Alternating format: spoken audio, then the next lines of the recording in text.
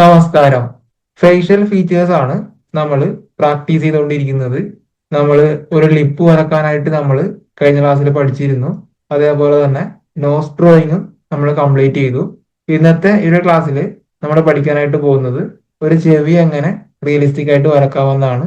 അപ്പോൾ ഇന്നത്തെയും പോലെ തന്നെ നിങ്ങളുടെ സ്കെച്ച് ബുക്കും പെൻസിലും ഒക്കെ എടുത്ത് റെഡി ആയിട്ട് ഇരിക്കുക. നമുക്ക് ക്ലാസ്സിലേക്ക് കിടക്കാം.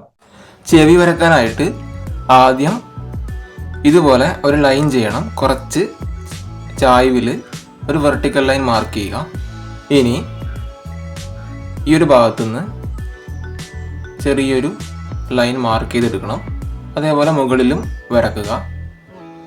ഇനി ഈ ഒരു പോയിന്റിൽ നിന്ന് ഇതുപോലെ വരക്കണം. ഒരു വര വരക്കുക. അധികം ലെങ്ത് വേണ്ട. ഇവിടെ നിന്ന് കട്ട് ചെയ്യണം. ഈ ഒരു ഭാഗം ഇൻ്റർസെക്റ്റ് ചെയ്യുക. ഓക്കെ, അപ്പോൾ നമുക്ക് ചെവിയുടെ ഒരു ഏകദേശ ഏരിയ ബിൽഡ് ചെയ്യാനായിട്ട് കഴിഞ്ഞു. ഇനി നമുക്ക് എളുപ്പത്തിൽ തന്നെ അതിൻ്റെ ഷേപ്പ് നമുക്ക് മാർക്ക് ചെയ്തെടുക്കാനായിട്ട് കഴിയും.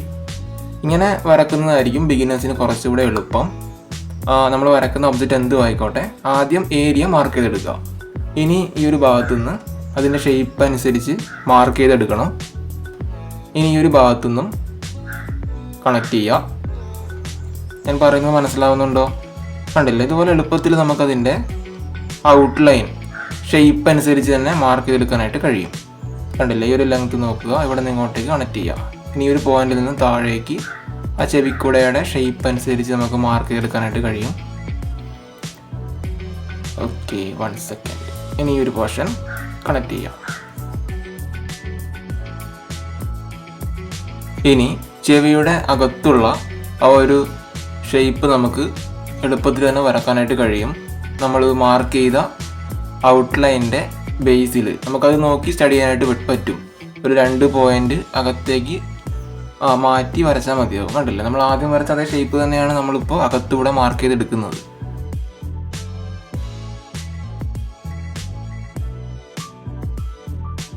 ഇനി നമുക്ക് അതിൻ്റെ അകത്തെ ഷേപ്പ് ഒരു കർവ് പോലെ വരച്ചെടുക്കാം. പെൻസിൽ നല്ലപോലെ ഷാർപ്പൻ ചെയ്തതിന് ശേഷം മാത്രം നിങ്ങൾ ചിത്രം വരക്കാനായിട്ട് ശ്രദ്ധിക്കുക. അതേപോലെ തന്നെ അധികം കട്ടിയിൽ പ്രഷർ കൂട്ടി വരക്കേണ്ട കാര്യമില്ല. ലൈറ്റായിട്ട് തന്നെ വരച്ച് തുടങ്ങുക. ഇനി അൺവാണ്ടഡ് ആയിട്ടുള്ള ലൈൻസുകൾ നമുക്ക് മായ്ച്ച് കളയാം. ഞാൻ ഇറേസ് ചെയ്യുന്നുണ്ട്. നിങ്ങൾ ഇറേസ് ചെയ്യുമ്പോൾ പൂർണ്ണമായിട്ടും മായ്ച്ച് കളയരുത്. അതിൻ്റെ ഒരു അടയാളം നമുക്കവിടെ കാണാനായിട്ട് കഴിയണം. ഇനി ഞാനത് കട്ടിയിൽ വരച്ചെടുക്കുന്നുണ്ട്. കുറച്ചുകൂടെ ഡാർക്ക് പെൻസിലാണ് യൂസ് ചെയ്യുന്നത്. ട്യൂബ് യൂസ് ചെയ്യുന്നുണ്ട്, ക്യാമറയിൽ വ്യക്തമായിട്ട് കാണാൻ. ഈസി ആയിട്ട് തന്നെ അതിൻ്റെ ഷേപ്പ് കറക്റ്റ് ചെയ്തെടുക്കുക. കണ്ടില്ലേ? നമ്മളുടെ ആ ഒരു മെത്തേഡ് യൂസ് ചെയ്ത് വരക്കുന്ന സമയത്ത് നമുക്ക് ബിഗിനേഴ്സിന് തന്നെ എളുപ്പത്തിൽ ഔട്ട്ലൈൻ ചെയ്യാനായിട്ട് കഴിയും.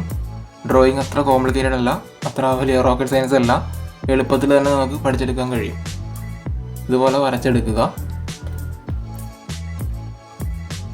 ഇനി ഈ ഒരു ഭാഗത്തുള്ള ഷേപ്പ് ഞാൻ കറക്റ്റ് ചെയ്യുന്നുണ്ട്. കണ്ടില്ല?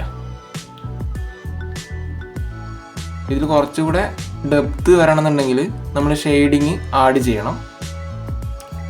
ഈ ഒരു ഭാഗത്തൊക്കെ ഷെയ്ഡായിരിക്കും വരുന്നത്.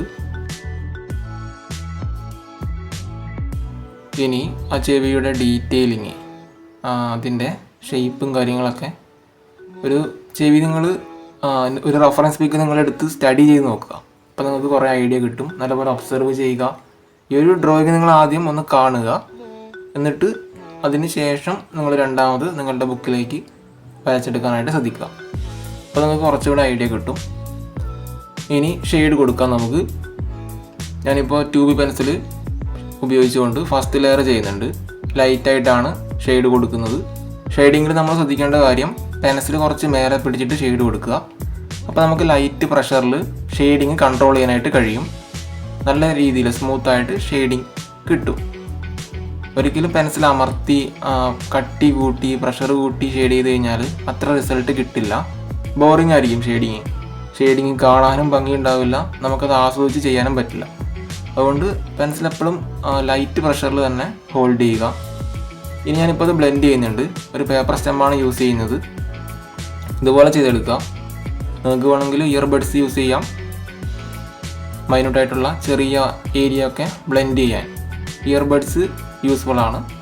ഞാനിപ്പോൾ പേപ്പർ സ്റ്റെമ്പ് കൊണ്ട് തന്നെയാണ് ചെയ്യുന്നത്. പേപ്പർ സ്റ്റമ്പ് ഇല്ലാത്ത ആളുകളുണ്ടെങ്കിൽ ഇയർബഡ്സ് യൂസ് ചെയ്യാം, അല്ലെങ്കിൽ ടിഷ്യൂ പേപ്പർ യൂസ് ചെയ്യാം. ഓക്കെ, ഇനി ഡാർക്ക് വേണ്ട ഭാഗം 4B പെൻസിൽ യൂസ് ചെയ്ത് കുറച്ചുകൂടെ ഡാർക്കിൽ മെൻഷൻ ചെയ്യുന്നുണ്ട്. നല്ലപോലെ ഷാർപ്പൻ ചെയ്തിട്ട് ഞാൻ പെൻസിൽ കണ്ടില്ല, എന്നാലേ ആ ഒരു റിസൾട്ട് കിട്ടൂ. ഇതുപോലെ ചെയ്തെടുക്കുക. നമുക്കതിൻ്റെ ഡാർക്ക് ടോൺ, അതിൻ്റെ വാല്യൂ കുറച്ചുകൂടെ കൂടുതൽ ആഡ് ചെയ്യണമെന്നുണ്ടെങ്കിൽ പെൻസിൽ കുറച്ച് താഴ്ത്തി പിടിച്ചാൽ മതിയാകും. അപ്പോൾ കുറച്ച് ഡാർക്കിൽ ഷെയ്ഡിങ് കിട്ടും. ഓക്കെ, നിങ്ങളതൊക്കെ ട്രൈ ചെയ്ത് നോക്കുക. പെൻസിൽ മേലെ പിടിച്ച് ഷെയ്ഡ് ചെയ്യുമ്പോൾ ഉള്ള റിസൾട്ട് എന്താണ്, കുറച്ചുകൂടെ താഴ്ത്തി പിടിക്കുമ്പോൾ ഉള്ള റിസൾട്ട് എന്താണ്, ഇതൊക്കെ നിങ്ങൾ ചെയ്ത് നോക്കുക. ഓക്കെ, ഒരു റഫ് പേപ്പർ എടുത്തിട്ട് ചെയ്ത് നോക്കുമ്പോൾ നമുക്ക് കൂടുതൽ ഐഡിയ കിട്ടുന്നതായിരിക്കും. ഈ ഒരു ഭാഗത്തൊക്കെ നല്ല ഡാർക്ക് ആയിരിക്കും, അവിടെ പ്രകാശം ബ്ലോക്ക് ചെയ്യുന്ന ഏരിയ ആണ്. അതുകൊണ്ട് അവിടെ നല്ല ഡാർക്കായിട്ടായിരിക്കും കാണാനായിട്ട് കഴിയുന്നത്.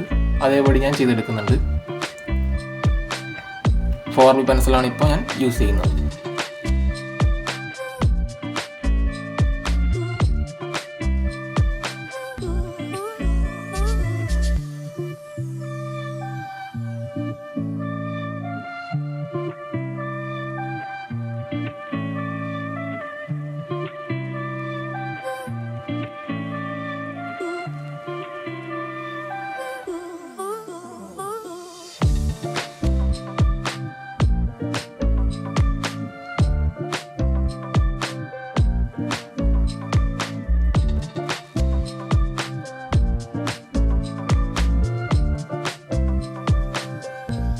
ഷെയ്ഡ് ചെയ്യുമ്പോൾ നമ്മൾ ശ്രദ്ധിക്കേണ്ട മറ്റൊരു കാര്യം, ആ ഔട്ട്ലൈനിൻ്റെ പുറത്തേക്ക് പോകാതെ നോക്കണം. ഷെയ്ഡിങ് എവിടെയാണോ ഉൾക്കൊള്ളിക്കേണ്ടത്, കവർ ചെയ്യേണ്ടത്, ആ ഒരു ഭാഗത്ത് മാത്രം ഷെയ്ഡ് കൊടുക്കുക. പുറത്തേക്ക് 1-2 പോയിന്റ് പുറത്തേക്ക് പോകാതെ നോക്കണം. അപ്പോൾ അതിൻ്റെ ഷെയ്ഡിൻ്റെ മാത്രമല്ല, നമ്മുടെ ഡ്രോയിങ്ങിൻ്റെ ആ ഒരു ബ്യൂട്ടി നഷ്ടപ്പെടാൻ ചാൻസ് ഉണ്ട്. ഈ ഒരു ഭാഗത്ത് ഡാർക്കായിരിക്കും. ഇതുപോലെ സാവധാനം ചെയ്യുക നിങ്ങൾ ഷെയ്ഡ് കൊടുക്കുന്ന സമയത്ത്.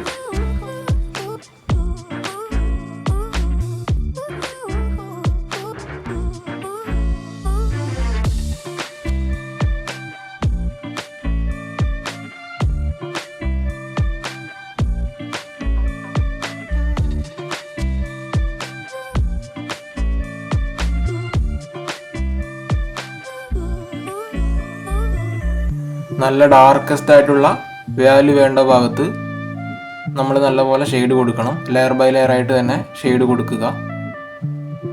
4Bയും 2Bയും മാത്രമേ ഈ ഡ്രോയിങ് ചെയ്യാൻ ഞാൻ യൂസ് ചെയ്തിട്ടുള്ളൂ. ഇനി ഈ ഒരു ഭാഗത്ത് നല്ല ഡാർക്കായിരിക്കും, അതിനനുസരിച്ച് ഞാൻ വാല്യൂ കൊടുക്കുന്നുണ്ട്. ഇനി ഞാൻ ബ്ലെൻഡ് ചെയ്യുന്നുണ്ട്. പേപ്പർ സ്റ്റമ്പാണ് യൂസ് ചെയ്യുന്നത്. ഇനി ശ്രദ്ധിക്കുക, ഈ ഒരു ഭാഗത്ത് ഷെയ്ഡ് കാണാനായിട്ട് കഴിയും, ലൈറ്റ് ടോൺ. അത് ഞാൻ പേപ്പർ സ്റ്റമ്പ് കൊണ്ട് തന്നെയാണ് ചെയ്തത്. പിന്നെ അതിൻ്റെ ഇടയിൽ ഈ ഒരു ഭാഗത്ത് കുറച്ച് ഡാർക്ക് ഉണ്ടാവും, ഒരു മിഡ് ടോൺ പോലെ.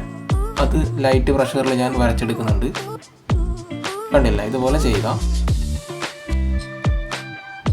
ഇതുപോലെ നമ്മുടെ ഡ്രോയിങ്ങിനെ നമുക്ക് ഷെയ്ഡിങ് ഇംപ്ലിമെൻറ്റ് ചെയ്ത് കുറച്ചുകൂടെ റിയലിസ്റ്റിക് ആക്കാനായിട്ട് കഴിയും. അപ്പോൾ നമ്മുടെ ഡ്രോയിങ് ഓൾമോസ്റ്റ് കംപ്ലീറ്റ് ആയിട്ടുണ്ട്. ഇനി പേപ്പർ സ്റ്റമ്പ് യൂസ് ചെയ്ത് ഞാൻ അതിൻ്റെ ഷെയ്ഡ് വേണ്ട ഭാഗങ്ങളൊക്കെ ഒന്ന് കവർ ചെയ്തെടുക്കുന്നുണ്ട്. അതേപോലെ തന്നെ ഇനി നമുക്ക് പ്രകാശം അടിക്കുന്ന ഏരിയ ഒരു ഇറേസർ യൂസ് ചെയ്ത് കുറച്ചുകൂടെ ഒന്ന് ഹൈലൈറ്റ് ചെയ്തെടുക്കാം. നോർമൽ ഇറേസറാണ് യൂസ് ചെയ്യുന്നത്. ഓക്കെ, ഇതോടുകൂടി നമ്മുടെ ഈ ഒരു ആർട്ട് വർക്ക് കംപ്ലീറ്റ് ആയിട്ടുണ്ട്. ഒന്ന് ട്രൈ ചെയ്ത് നോക്കുക.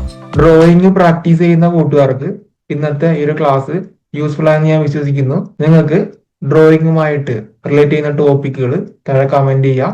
അതിനനുസരിച്ച് ഞാൻ ക്ലാസ്സുകൾ ക്രിയേറ്റ് ചെയ്യുന്നുണ്ടാവും. നിങ്ങൾക്ക് ഇന്നത്തെ ഒരു ക്ലാസ് ഇഷ്ടപ്പെട്ടിട്ടുണ്ടെങ്കിൽ ലൈക്ക് ചെയ്യാനും അതേപോലെ തന്നെ എൻ്റെ ചാനൽ സബ്സ്ക്രൈബ് ചെയ്യാനും മറക്കല്ലേ.